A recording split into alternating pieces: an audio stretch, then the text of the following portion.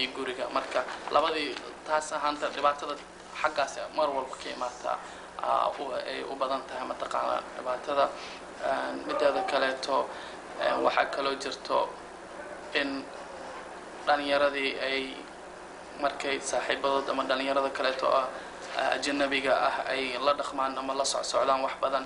dabeecado badan oo gooni ah oo wadanka aan la imaana ayay ka qaadanayaan oo sidoo kale waxa kamid in aan waalidka la xushmaynin amal ama waalidka in whatever lagu dhaho ama wax maxanaga ka galay iyo si gooni ah loo tirad-gareeyo waalidiintiina iyo sidii dhaqankeenu ahaa in waalidka si fiican loo xushmeeyo oo laga dhageysto oo wax walba باورك ودن dhalinyarada gacanta loo geliyo naanta ana waxa u maleynaa waalidka iyo ilmaha inay friendship waxa la dhahay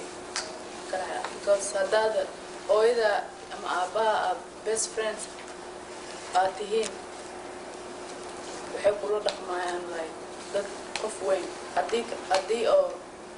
astiraad maanta waxa kula dhaqmaya sida friendkayga aan kula dhaqmaa waalidka kula dhaqmana ma soconayso hadii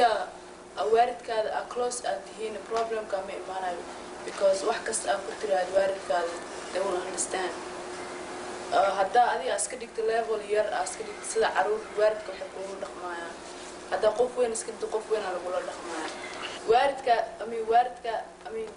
qofka loo imaanayo hadii wax kugu dhacaan friendskaada ma waalidkaada loo imaana albaabka soo gargaraaya hebel's dhibaatadana haysato soo wiliga Allah hadeen waalidkaada inta xumaysid friendskaada dhow wax ku siina wax ku taraa friendskaada wax ku taraa waalidkaada wax ku taraa wax kasta kugu dhaca hadee wax ku sheegayaan wax xumaatay adika wadaan maahna jacayl ay ku qabaan waay horta labada qofood oo future-kooda dhisanayo sidoo ahaan jiray sidee ila process-kooda uu ku bilaaban jiray Ismaaciilow taa lagaga waran wiil qoys ka dhashay ducaysan ayaa wax loo barbaarin jiray marka uu qaan gaadho waxa guurku yahay waa xilka iyo xilaha inankaas marka uu mal kuurga gabadh geeyaankiisa u kuurgeli jiray gabadha waa la hasaawi jiray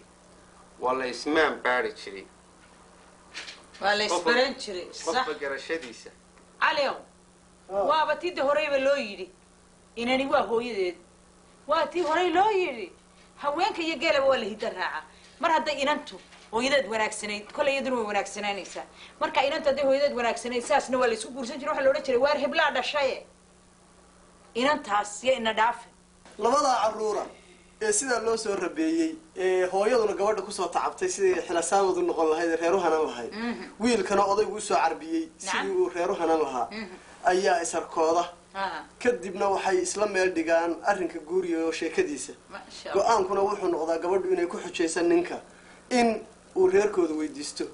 balaba Ismaaciil oo dhageysan sheekadaas sida halka waxa dhici jiray arrin la yiraahdo ardaadhig hadda waa la isweydiistaa maxaa ka jaban ما هتا معناهeedu ma aha adeertaa waxa weeye halkan ta jirtaa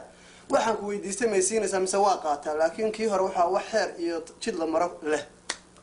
yaradkaasu markuu dhaco aroos baa dhici jiray oo markuu waxaan caababa samaysay wax u eeg laakiin ka qurux badan oo gelbis la yiraahdo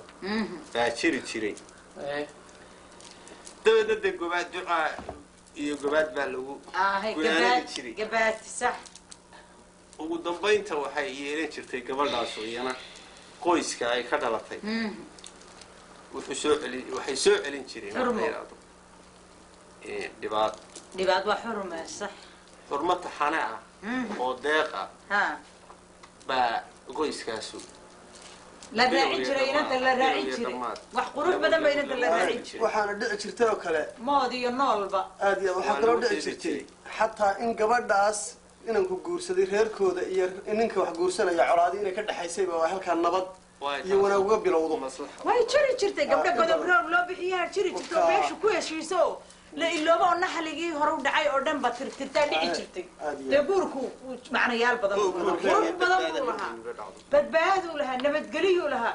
wax qurux badan buu ahaa anigu sama garanayo dadkan waxan la xoqayo xoqnin baa arintu maraysa laakiin ilaahay ku dambayn doono balayno qaar badan oo xoqnin ku dhamaano way jiraan reero si fiican isu guursadaa jiro waxooda isku filaysiyo jeebkooda ku tashadaa jira حقنين كقولة معها anigu dhowr jeer cajalada daawaday aroosyaho markaan aroos cajalada dhamaysto yaan ilaahay caruur imisa isu dhaleeno markaas la igu yiraahdo war markii waa kala tagay intaan cajalada dadkeedii suray daawaday wad yaabaysa ya taabay waa cajiib wey xurma jirtay iyo xididnimo qaayale oo bulsho midaysani ka beeranto bulshada Soomaaliyeed dhaqankeedu way la soo dhooftay laakiin kaligeed ma aha guushooduna waxay ku xiran tahay say bulshooyinka kale u dhaxgali lahaayeen